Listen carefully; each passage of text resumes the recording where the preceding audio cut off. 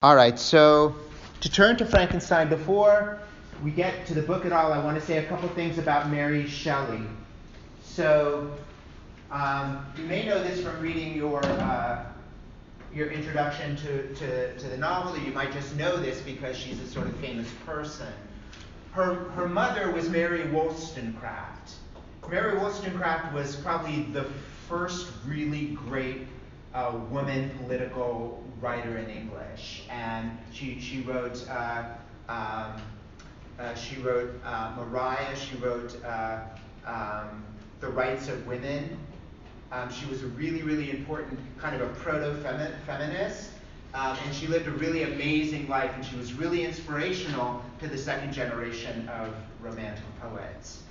She married an older man who was a famous philosopher himself by the name of William Godwin. So they married. She was about, 20 years younger than him, I think, but that was pretty common back then. In fact, it was common for my parents too, but that's another story. Godwin was very influential for Wordsworth.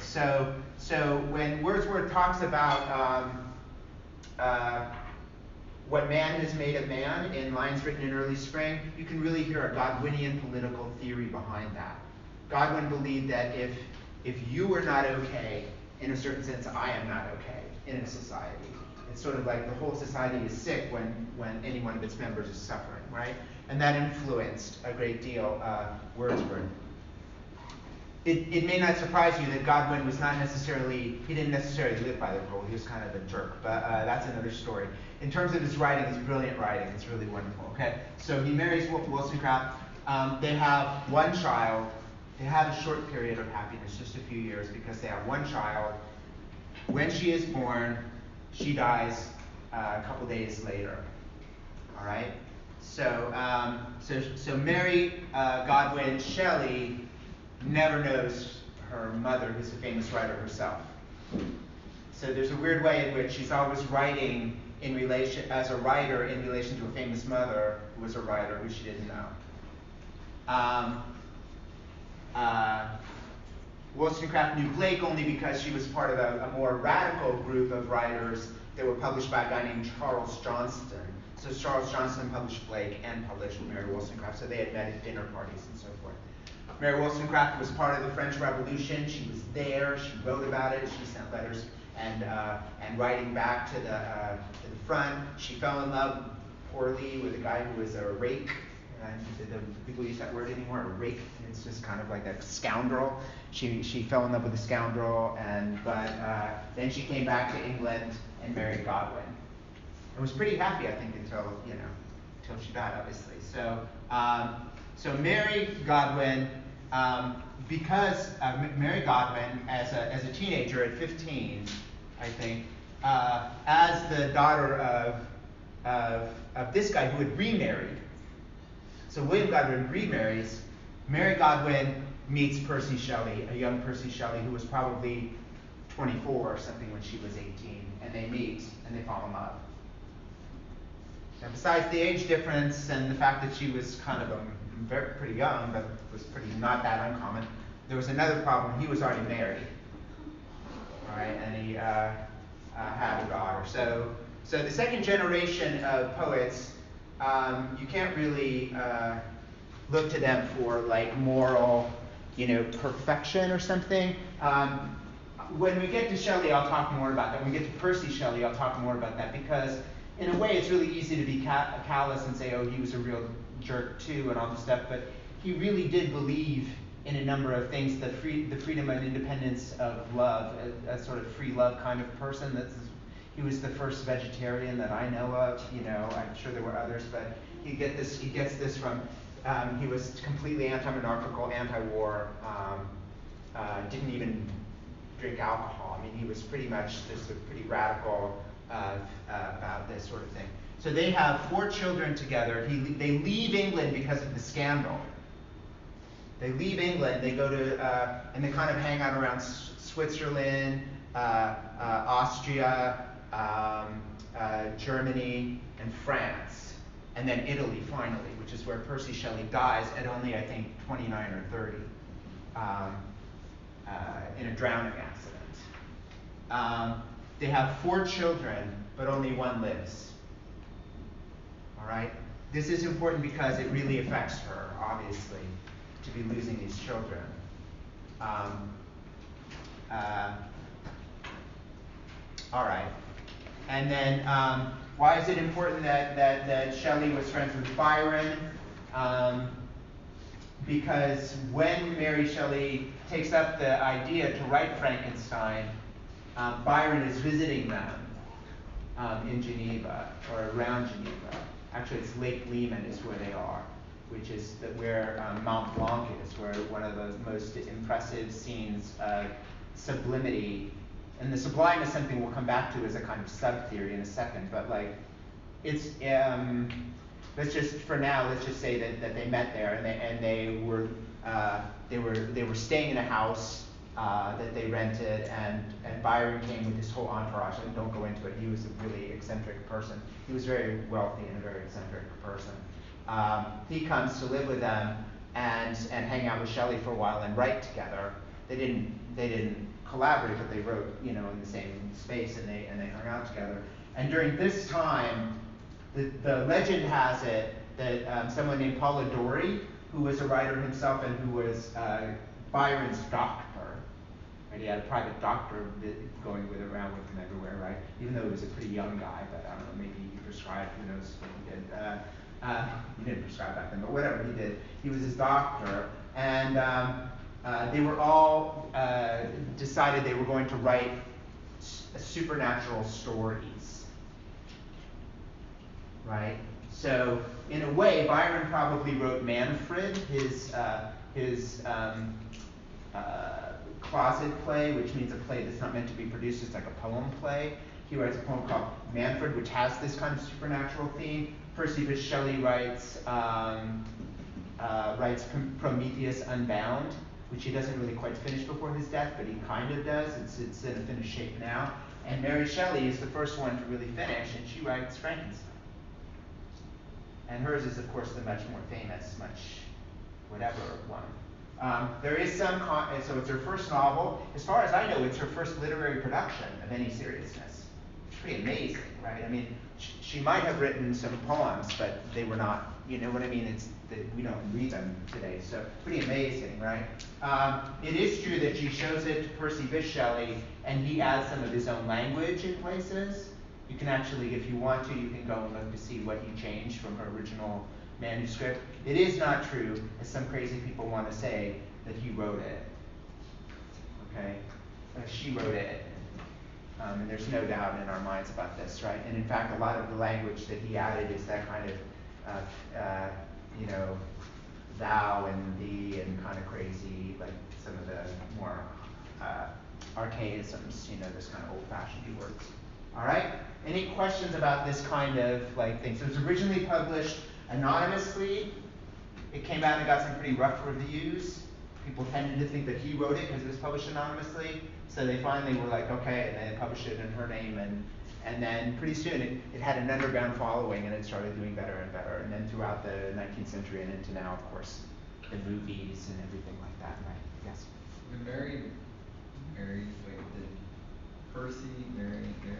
Yes, Percy married Mary. Percy married Mary. He divorced Harriet. Well, Harriet, you guys are gonna, I don't want to set you up to hate each other. Harriet killed herself. And then he married Mary. Yeah. I mean, he had already filed for divorce. I mean, and he was paying money to upkeep for his kid or whatever. So it wasn't like he was not doing this. Yeah. What do you think about there are some theories, rumors, or speculation that Byron and Mary Shelley had a kid together? What do you think about that? I think it's speculation. I think that he absolutely did have an affair and produce a child with Claire Claremont, who is Mary's half-sister. So that's, I think, why it gets talked about, but I really don't think that it's probably true. I don't work on this stuff myself. I've never really written about it, and I don't think that much about it, and I haven't done the research. But the people that I know as part of because when you become a sort of specialist in something, you're on all these boards all the time, and people are talking about this. And from everything I can tell, the experts who've done all the research say that no, that didn't happen.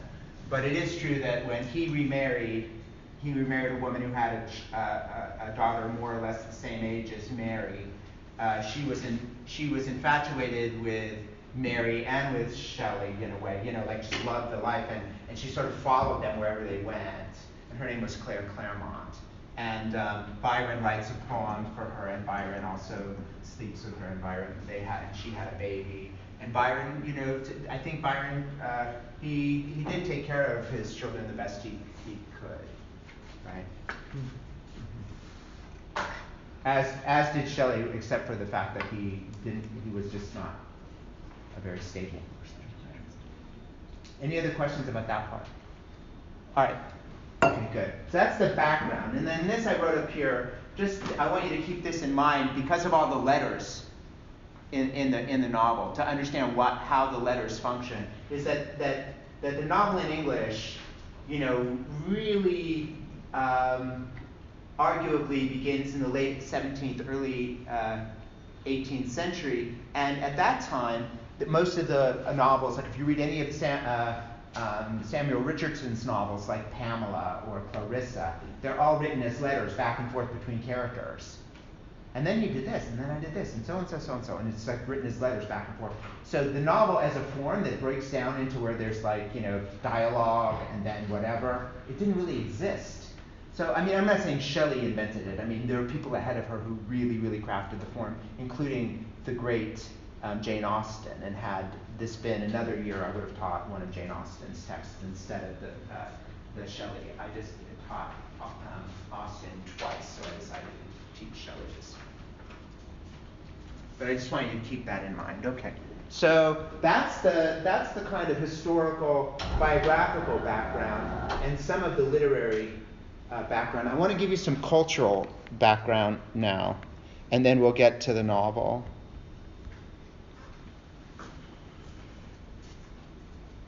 So this PowerPoint is up under Carmen. That's where I got it. You can see that that's where it is. Okay. So here are some, now so don't worry about taking perfect notes right now because you can get back to this. You might want to just take some notes so you know where it is, but you can come back and study this, okay? So here are some backgrounds. So obviously you've heard of the Gothic, right? So it includes some aspects of the Sublime. So let me say a word, just a quick word about the Sublime. For us, it's a very complicated subject, but for us, I simply want to say that we're going to talk about the Sublime. And there are two big theorists of the Sublime. One is Immanuel Kant, and the other is Edmund Burke. One of them is obviously German, this guy, important German romanticist philosopher, and Edmund Burke, an important English conservative philosopher. And basically, for us in this class, the Sublime is going to be something too large or intense to be cognized.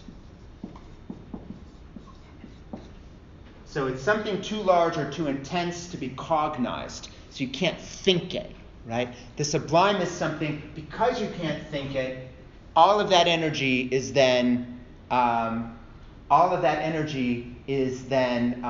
displaced to the sensations. So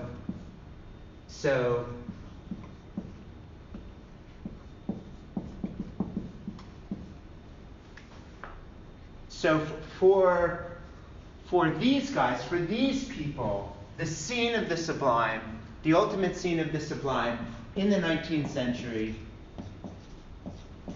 the scene of the Sublime are the Swiss Alps. That's why she sets a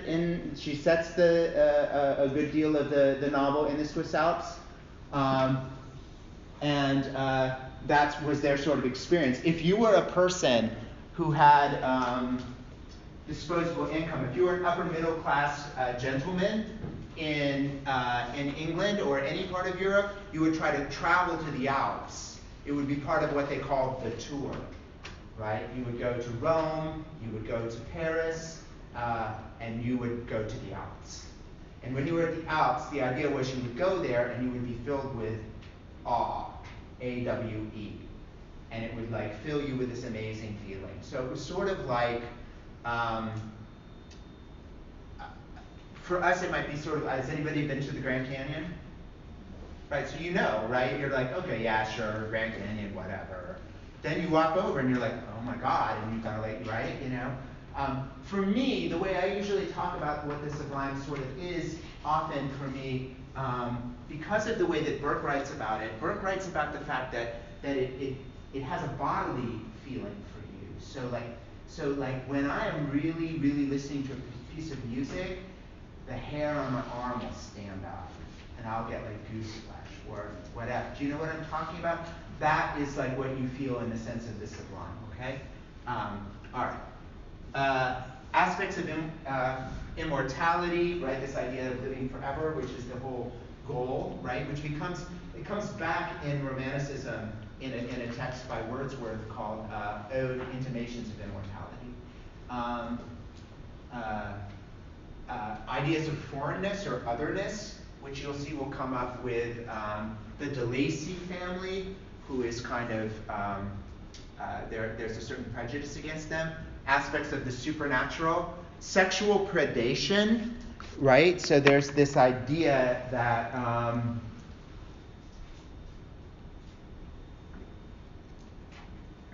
there's this idea in all English novels that there's always some man after some woman, usually a young woman, usually a very young woman, who has to kind of refuse him or get away from him.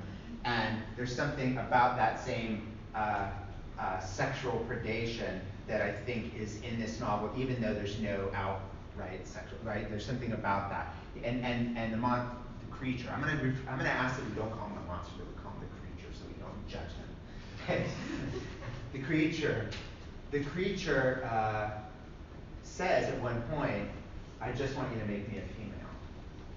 If you haven't gotten to chapter 5 yet, I'm sorry, I haven't spoiled it for you. Okay, he speaks, okay? Very eloquently, more eloquently, in fact, than you can possibly fucking believe. It's like, whoa, dude, you know, it's like beautiful. It's quite beautiful. It's just like, you know, like, I like you, and he's like, he speaks, right?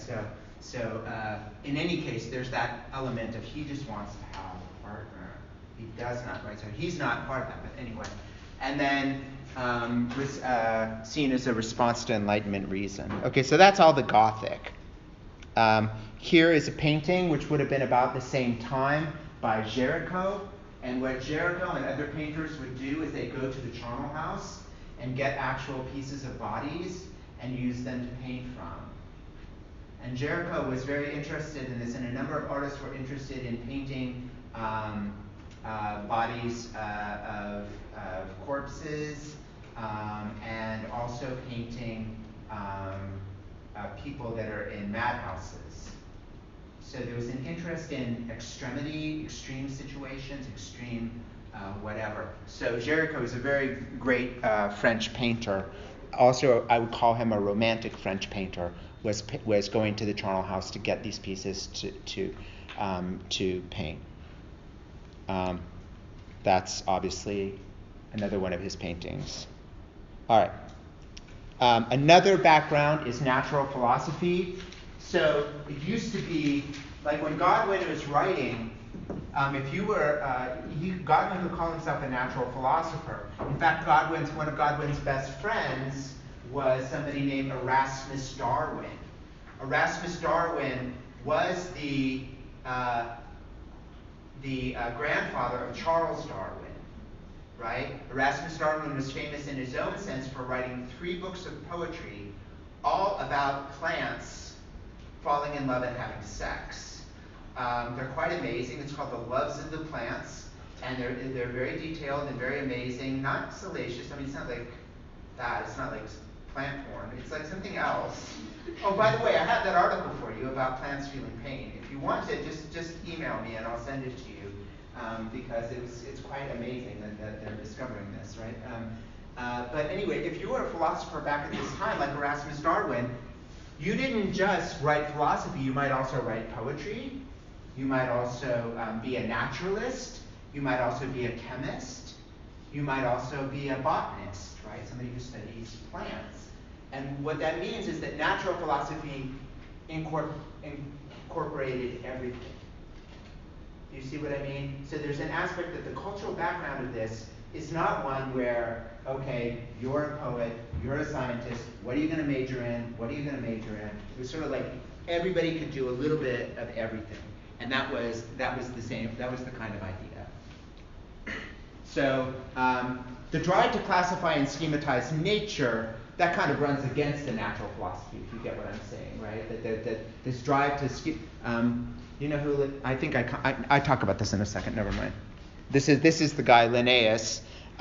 He's the one, so when you ask like a great-grandmother, what's the name of that flower, she'll say that's a blue, a bonny blue something bell. And you go, oh cool, she knows the wildflowers.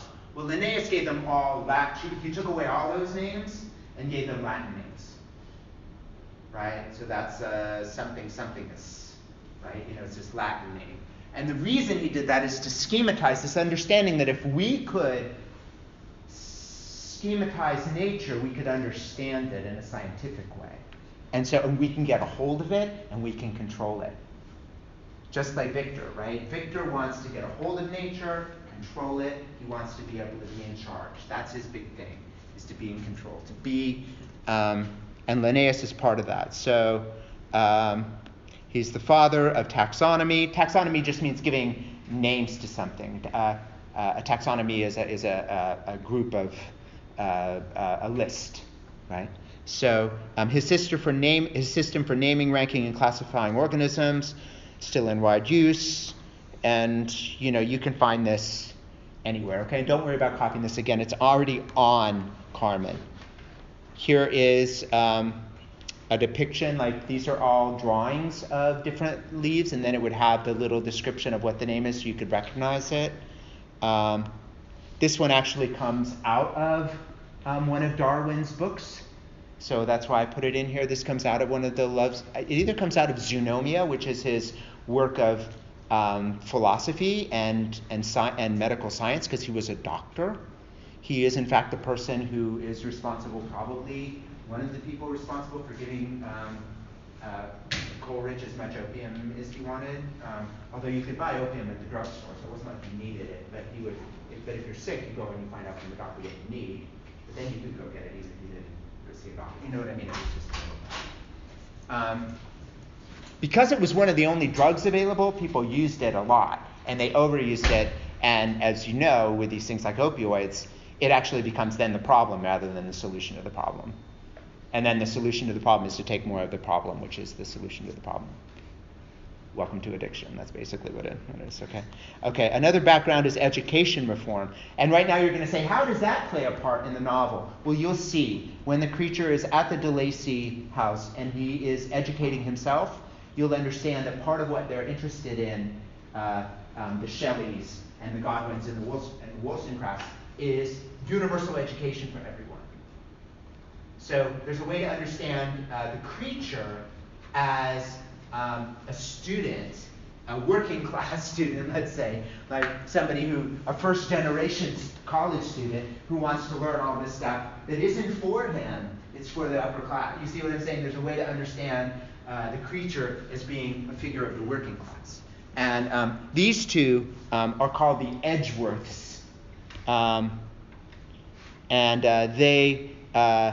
That was a father and daughter, and they started many schools trying to educate. And so this is one of their quotes from them. With respect to what we have commonly called the education of the heart, we have endeavored to suggest the easiest means of inducing useful and agreeable habits, well-regulated sympathy, and benevolent affections. You can see that, so the education of the creature, the one thing he doesn't have, as you can see, what you will learn, he doesn't have very good anger management. He doesn't have good control of these, when he's mad, right? But he, the idea is that to be, go to British empiricists, and this is the last one, I promise, I think. Yes, it is. Good. British empiricism is a brand of philosophy that, who can tell me the difference between induction and deduction?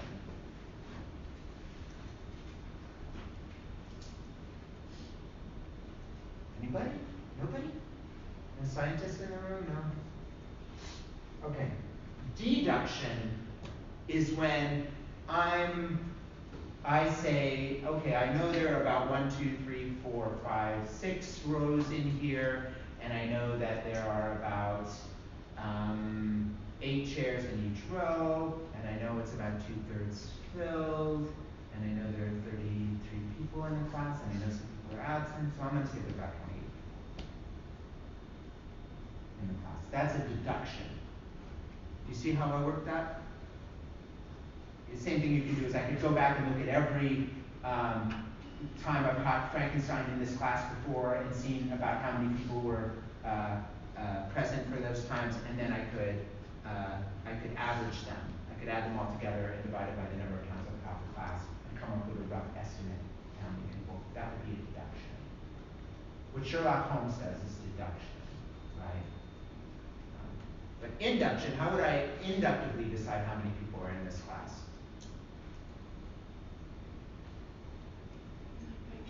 Counting. Yeah. It's really easy. I go 1, 2, 3, 4, 5, 6, 7, 8, 9, 10, 11. 15, 16,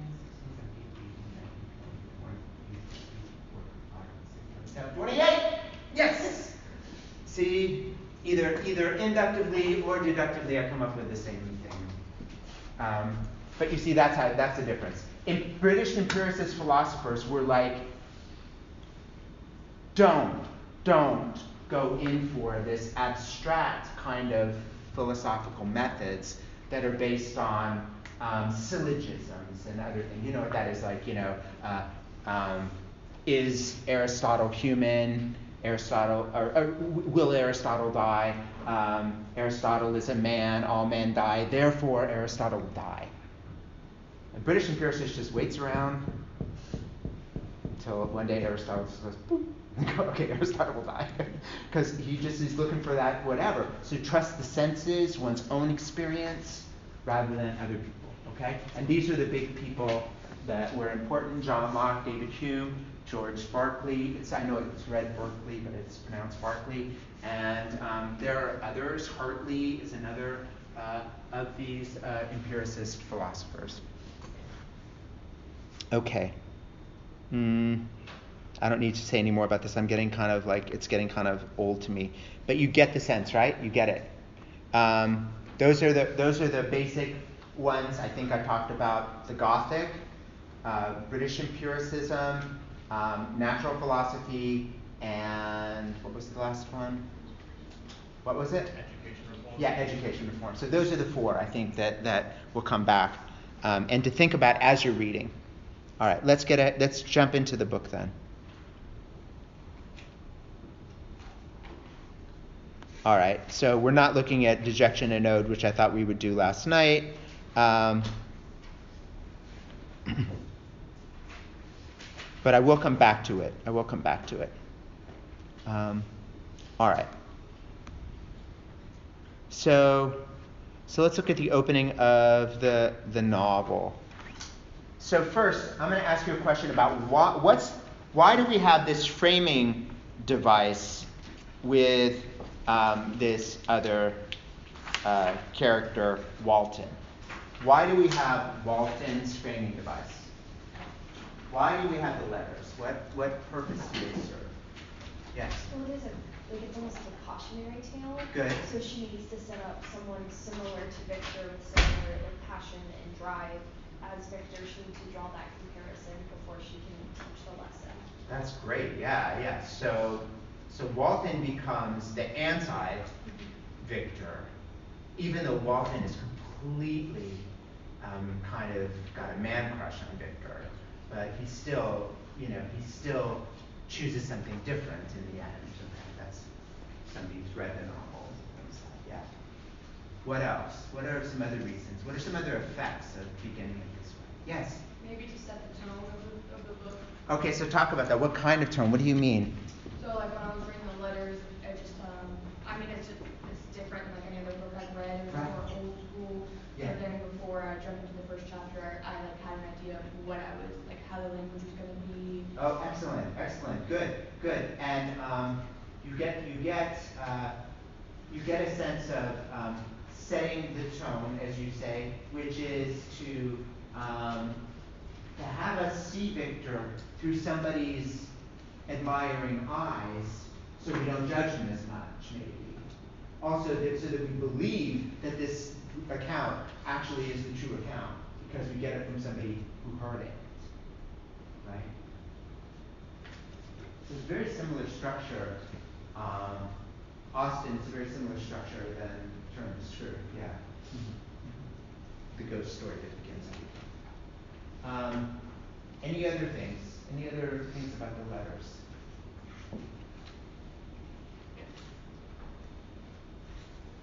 I think Walton Walton comes back at the end. She did not begin with the letters, mind you. Mind you, it probably says, if you've read the introduction, I have not read this introduction, but I mean in your book, but almost all introductions of this book tell you that she woke up from a dream and wrote down the scene where the creature comes alive. That was her first sort of, dark and stormy night moment, right? Mm-hmm.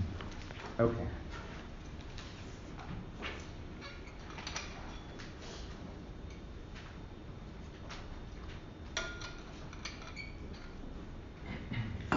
So I'm going to go ahead and look at chapter 1 after we've got the letters. And what the letters more or less allow us to do also is to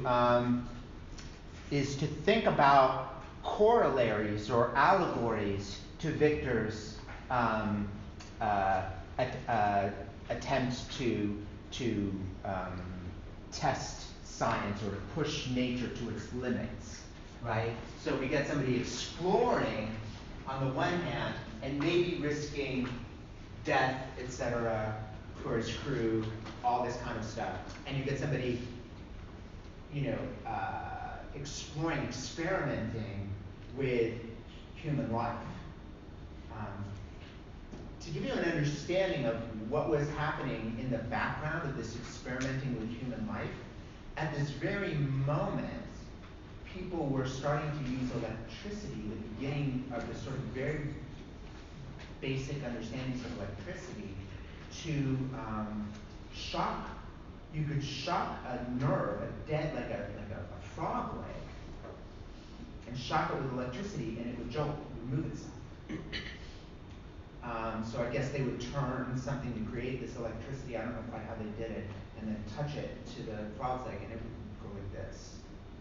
The other thing that supposedly happened is that they put a piece of food, like a rotten piece of food, in a jar, and they saw that living matter was starting to build on that, so they began to get this idea of organic life, right? Like molds and different kinds of things growing. So they were talking about this when Polidori, Byron, Shelley, and Mary Shelley were all, sitting in this fancy house, probably drinking, talking and telling this story. This is they were talking about all of these experiments that were being done on this. And so it became, is it possible to create life, right? Okay.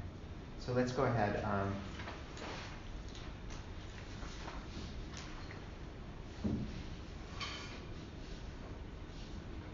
So I'm beginning at chapter 1. It's my page 17 at the bottom.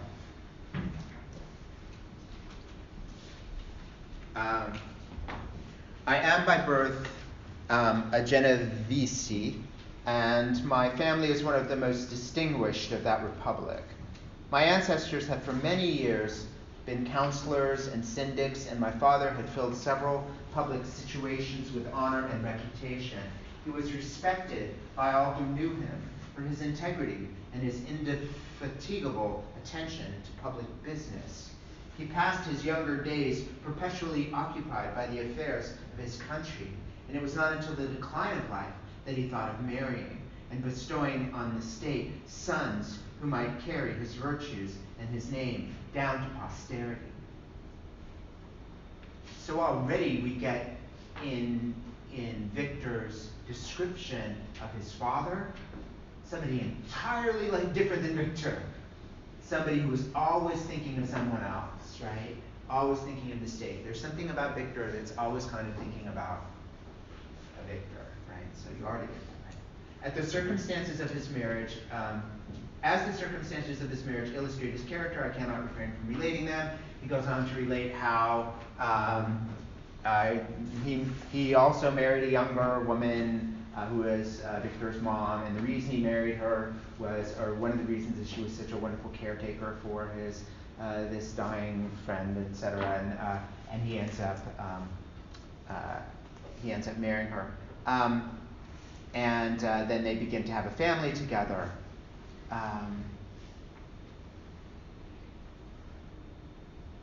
On page 19,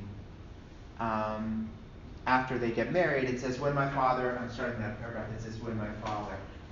became a husband and parent, he found his time so occupied by the duties of his new situation that he relinquished many of his public employments and devoted himself to the education of his children.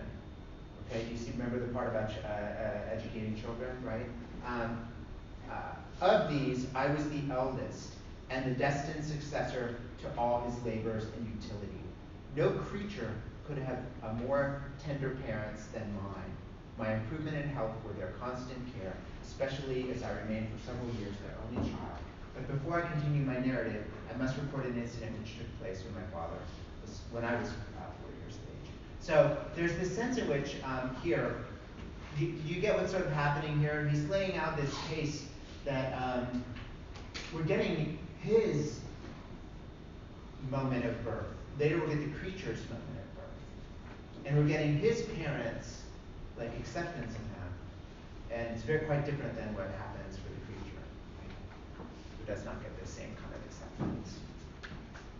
And I think it's interesting that he uses that word. Did you catch it? No creature could have had a more tender parents than mine. And then he goes on to describe Elizabeth. Elizabeth, who is almost too good. She's so good. She's very, very good. And the idea here is that she is his cousin. She is his cousin. And she is the person that he is in love with the most, besides himself.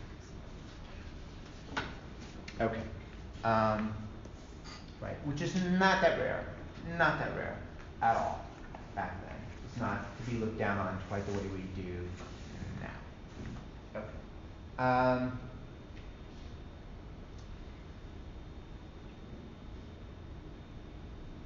So one of the things the novel does in chapter 3 is it sets out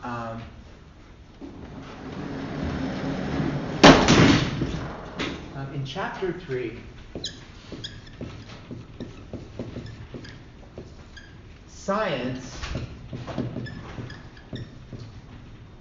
is here and poetry is over here. And he kind of delineates between the two of them. Victor becomes the man of science, and Clerval, his best friend, becomes the one that can appreciate poetry and love poetry. And you can see that there's this kind of separation here. So,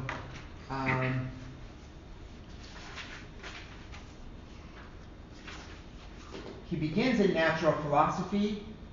Remember I said when all the kind of domains were together? So you could be a poet and a scientist and a botanist and a nature lover and all these things. But then he begins to specialize more and more. And it's almost like Mary Shelley is sort of suggesting that this specialization is itself a kind of problem.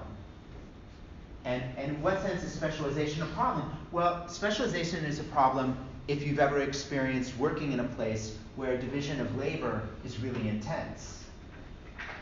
Okay, your job is just to greet people when they come in the restaurant and find them a place to sit, and then they go sit down. And then you do it again, and you do it again, and you do it again, and you do it again, and you do it again. Or your job is, and this is really disgusting, and I'm a vegan, but I'll tell you about it, but like, these chickens are coming at you at super fast speed, hanging from these things, and your job is to take a knife and cut this way, cut this way, cut this way, and parts fall in the thing, and they go on. Do you know how many in a minute do you think they have to do? 50. What? 50. Over 100. That's less than a chicken a second, according to my bad math. I know. They went from like around 50. They raised the amount. That doesn't mean that every factory sets it like that, but they are allowed to do it. Even though people cut off fingers, people whatever all the time, right? But the point isn't just that it's inhumane. The point is that it's soul killing, right? I mean, it's soul killing, this division of labor. There's something about it. Now, I'm not just telling you shouldn't become like a specialist, and become a plastic surgeon or whatever, and make big money. I'm perfectly happy if you want to do that. But the point is that I think Mary Shelley is sort of pushing back against this a little bit by having Victor become more and more specialized and having him lose the important things, which are like poetry, science. He loses natural philosophy. Okay. All right, so I'm now at chapter 3.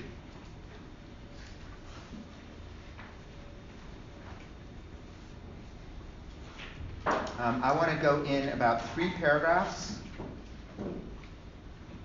to the sort of germ of the kind of issue that comes up for Victor, and then after we talk a little bit about this, we'll definitely go to his final, to where the creature kind of happens. Okay, so it's on my page 30, but it's about 3 paragraphs into chapter 3. One of the phenomena which had particularly attracted my attention was the structure of the human frame, and indeed any animal endued with life. Whence, I often asked myself, did the principle of life proceed? It was a bold question, and one which has ever been considered as a mystery. Yet, with how many things are we upon the brink of becoming acquainted, if cowardice and carelessness did not restrain our inquiries? I resolved these circumstances in my mind and determined thenceforth to apply myself more particularly to those branches of natural philosophy which relate to physiology. Unless I had been animated by an almost supernatural enthusiasm, my application to this study would have been irksome, almost intolerable. To examine the causes of life, we must first have to recourse to death. I became acquainted with the science of anatomy, but this was not sufficient. I must also observe the natural decay and corruption of the human body. In my education, my father had taken the greatest precautions that my mind should be impressed with no supernatural horrors. I do not ever remember to have trembled at a tale of superstition or to have feared an apparition of a spirit. Darkness had no effect upon my fancy, and the churchyard was to me merely the receptacle of bodies deprived of life, which, from being the seat of beauty and strength, had become food for the worm. Now I was led to examine the causes and progress of this decay, and forced to spend days and nights in vaults and charnel houses. My attention was fixed upon every object, the most insupportable to the delicacy of human feelings. I saw how the fine form of man was degraded and wasted. I beheld the corruption of death succeeded to the blooming cheek of life. I saw how the worm inherited the wonders of the eye and brain, blah, blah, blah, blah, blah. And then he says at the end of this little passage, a sudden light broke in upon me. So I want you to look in chapter 1. In chapter 1, he says,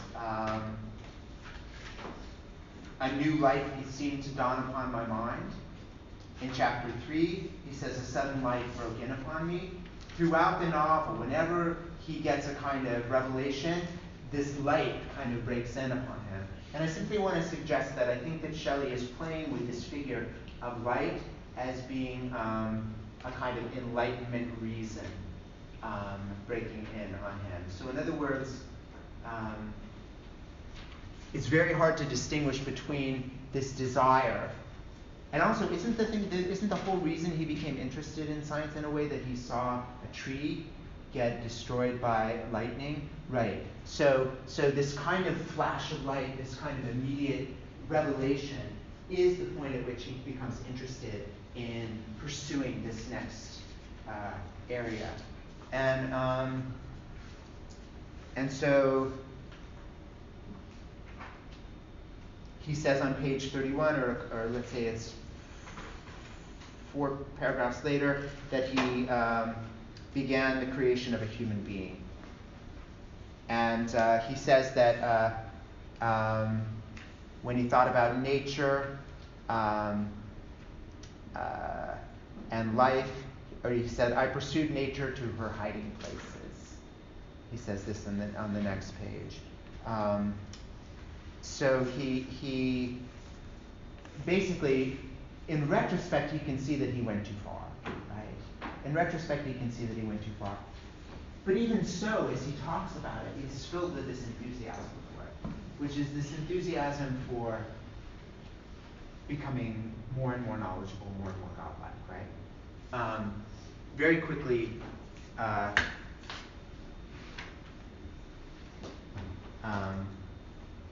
yes. No, let's go to chapter 4, and we'll just look at the most famous. So here is the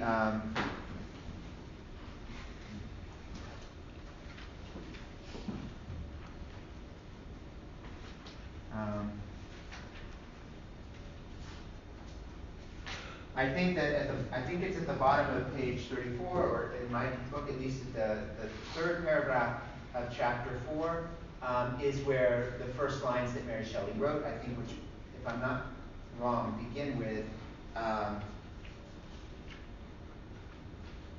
started from my sleep with a horror, a cold covered my forehead, my teeth chattered, and every limb became convulsed. Again, that's interesting that his limbs convulse, just like the creature's convulsed, right?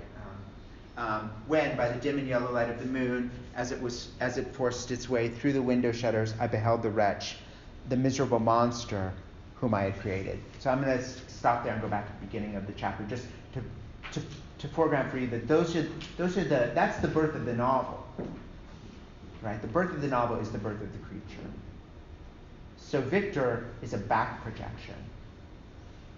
And when we think about it like that, we have to think about Victor as not only a figure for a scientist, but the figure for the novelist. Does the novelist go too far? You see what I'm saying? There's a sense in which the novelist also has this duty to not go too far. Ultimately, I'm going to argue with you later that Clerval is the good romantic poet, and Victor is the bad romantic poet. The good romantic poet becomes one with nature, observes it, etc., but doesn't try to control it. The bad romantic poet, as he says, chases nature to her hiding places, right? Pursues nature, right? It's the thing of somebody who plants the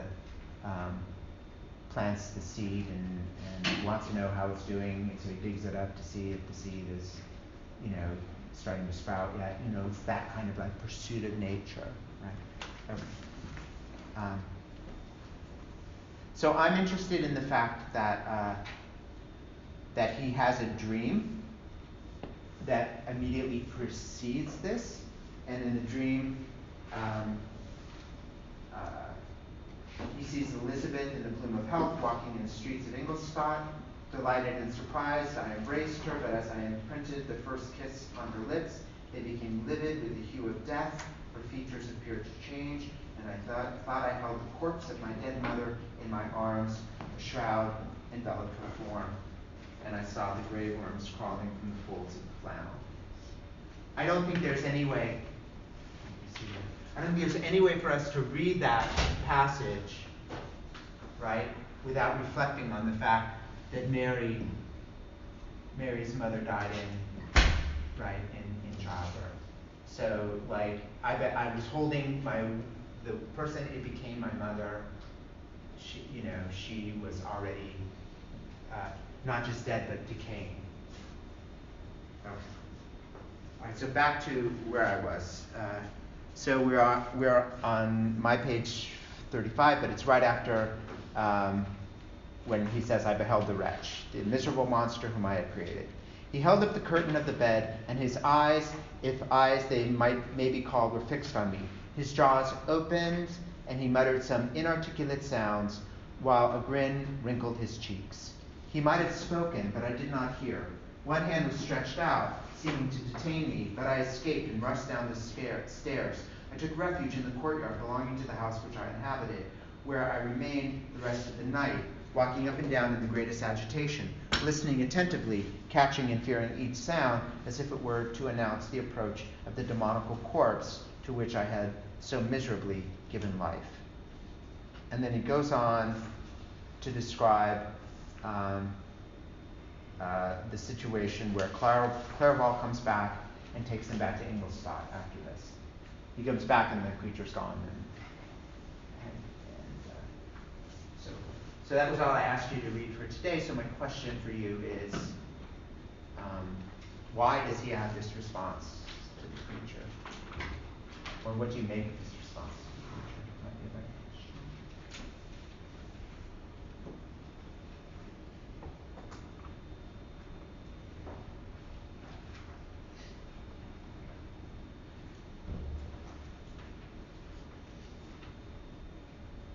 Come on, sentence. Yes. I don't even know if this is relevant, but what I kind of picked up on was he tried for so long to create this Yes. creature, and he had no plans for what he was going to do with it afterwards. Like he didn't know how he was going to Right. do with it. It chagrins me to talk about this, but the creature had beautiful hair. I don't know how many hair about that. The creature had beautiful hair, right? And he's kind of earlier in the other chapter. He's sort of kind of like, wow, this is pretty good. Look what I made, but it isn't what he expected, right? So yeah, there's a sense of failure, I suppose, of personal failure. Is that what you're sort of suggesting? Kind of. Yeah, that he takes, it's not what he expected. There's also the difference between like real nature and the way he describes nature throughout the book until he creates Frankenstein, and it's not nature, it's not natural. So there's just this kind of disgust with this man-made thing, versus the kind of beauty of nature and just that kind of like inner turmoil that he feels at having failed, making something beautiful.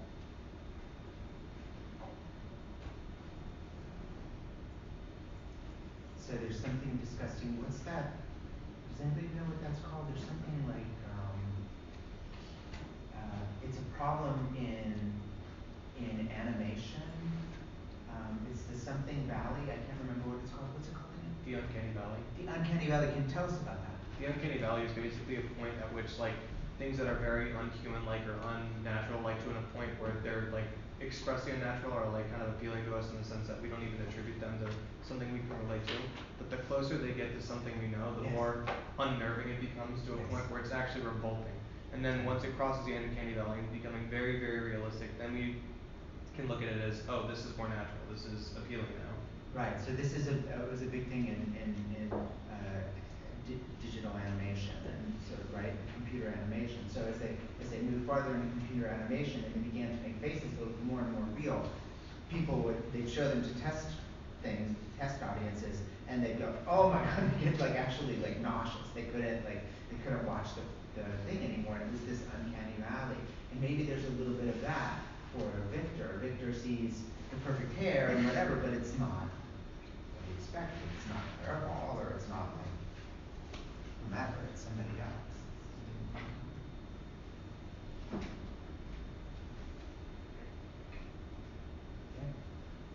does the preacher, what do you imagine the preacher's experiencing?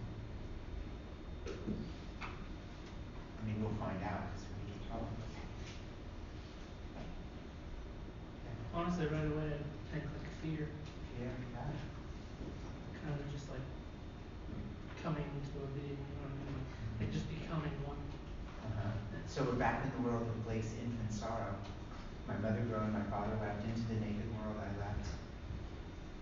Like a fiend hid in the cloud. This could be his poem. Well, also, you know, the preacher wakes up, Victor immediately has a super negative reaction. So it's kind of like, I'm sure Victor is like, hi, like, welcome to the world, you're okay, it's all gonna be okay. Like, it would have done a little different, but he was like freaking out. And so the monster then, like, it's kind of like when little kids, like when their parents are afraid, they're afraid. Like, it was a, like, really scary moment for both of them. Yeah, he wants a hug. It's pretty clear that he wants a hug. He's got his hand out. I mean, I'm certain that what he needs at that moment is a hug. That would help a lot. That would help a lot. And I'm not really kidding that much. You know, like probably, has anybody seen Young Frankenstein? You should see Young Frankenstein if you haven't seen it. It's really, really funny. But at a certain point, then, you know, Victor, his job becomes to make him feel good about himself. You're a good-looking fella. You know, people don't like you. That's just because they don't know you. You know, it's like, well, I will continue. To read on and think on, and I will grade your quizzes. I think in the meantime, keep reading and enjoy your reading. You're gonna find a whole new creature than the one that you've experienced in any of the movies. Okay, much better than the movies. So enjoy, and if you have any questions, let me know. Otherwise, I'll see you Wednesday, not Monday. Monday's Martin Luther King Day, the best holiday we have. It's kind of weird how the movie Frankenstein is so radically different. He's really dumbed down. Oh, yeah. He's really dumbed down. Oh yes, yeah. It's not. It's nothing at all like that. So I tried to email you like twice, but like I don't know if you've gotten it or not. I did, but I answered. Were you asking me about? You were asking me about which of the terms and concepts you needed to study. I sent a group email to everyone explaining that. I didn't get that email. Okay, so that's why I didn't think I necessarily had to answer. You sort of like made me aware that I was not clear. So what I did was do an announcement. So probably what you need to do is to go into after you log in.